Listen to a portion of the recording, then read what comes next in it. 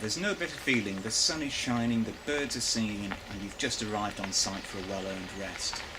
The next thing you think is caravan security. No, I thought not, but it is an important consideration. In this video, we will be looking at some tips on the things we can do to keep our vans safe whilst on site, and listening to some good advice from a couple of people who know a thing or two about caravan safety and security. Tim Booth of the ACPO Vehicle Crime Intelligence Service and Stuart Craig of Caravan Insurance. So is theft of caravans from sites a worry? When we get very few caravans stolen off sites where people are away on holiday, so we don't want to frighten people into thinking, goodness gracious, how safe is it? Okay, but better safe than sorry. So what should we be doing to increase security whilst on site? Rather than brewing up straight away, get out there and get those security devices on first. Covering the shows, which is part of my role, you speak to people there who'll tell you that they don't fit security devices on the caravans when they're on holiday. And you say, well, so your insurance policy is for when your caravan's not in use, and when it is in use you don't bother. Well, they're fiddly. Well, yeah, they will be fiddly to a degree, but better to spend a little bit of time fiddling about with that security device to make sure your caravan is secure and to make sure that it's there when you come back. The Alco Secure Wheel Lock and its BPW chassis equivalent has had a significant effect on reducing caravan crime. If you have one, use it. Tim explains.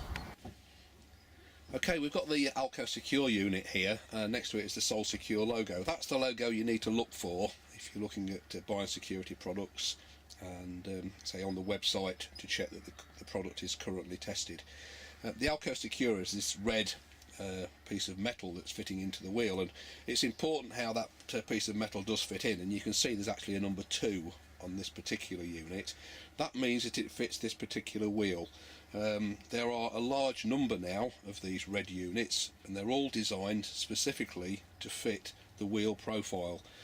It fits in really like a lozenge. As long as that slots in really tight and snug into the wheel, it means that you can't then drive the caravan away with that lozenge in place, because it's immobilising the wheel.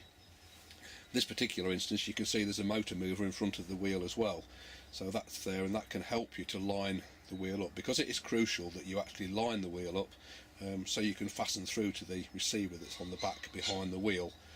And that's the biggest difference between products that are not the Alco Secure unit. You don't have to line it up straight, because you end up with a bit of a void behind the front mounting plate, and of course whilst there's a void there, that makes it more vulnerable to attack, and that's why the other products don't meet the same Sol Secure Diamond standard that this product meets. If you can't fit a wheel lock, use a wheel clamp. Making the hitch secure is also important. Awnings, as well as being good for storing wet clothes or drinking wine in, they can also increase your caravan security, especially when combined with an inexpensive personal alarm. Tim tells us how. Awnings, and that can be a security assistant really, because nobody wants to steal a caravan when there's an awning next to it, because it means taking it down or cutting it away to drive away, which attracts suspicion. And one of the most cost-effective devices you can get is the little old personal attack alarm, little black box with a little pin that pulls out of it. If you've gone out for the day, if you've got an awning or something like that, there's nothing to stop you pegging that alarm to the floor and clipping it on the zip. Somebody pulls up the zip, off goes the alarm. Very cost effective, a lot of reassurance. So, you've got your locks on and your awning is up. Once you've done that, it's time to start thinking about making friends, as they can be a helpful security device as well, as Stuart and Tim explain. I would say that one of the best ways to ensure your caravan is safe on site is to have plenty of neighbours around you, and to make contact with those neighbours and do something that doesn't come naturally to British people. Talk to them and build up some kind of rapport, so they know who you are, you know who they are, and they will act like a kind of unofficial neighbourhood watch for your touring caravan. Neighbourhood watch we all have when we're at home. Some of us may not be as vigilant now at home with your local neighbourhood watches as we were years ago, but you go onto a caravan site, and as a caravaner myself, you park up and you recognise the people that are next to you. You may not initially have a chat with them, but you know who belongs to which caravans.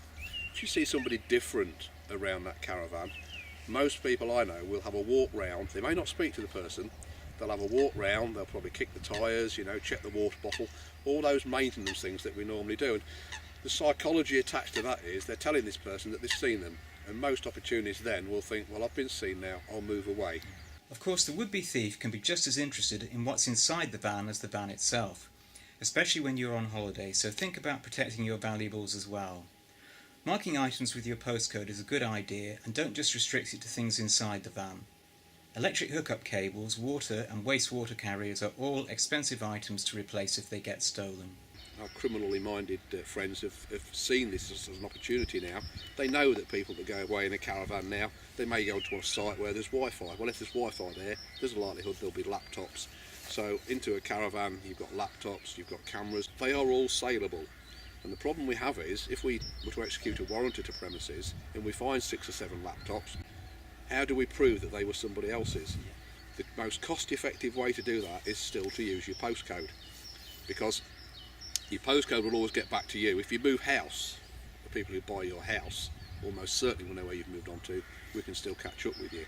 Most of us like to get out sightseeing when we're caravanning, so is there anything else we can do to make it less clear the van has been left for the day?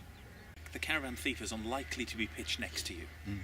The caravan thief will be somebody who either drives onto the site because the site has got open access, and another thing you should look for when you're booking a site is access controlled, or can members of the public just come and go through the site, or they're going to be somebody that's walking through the site.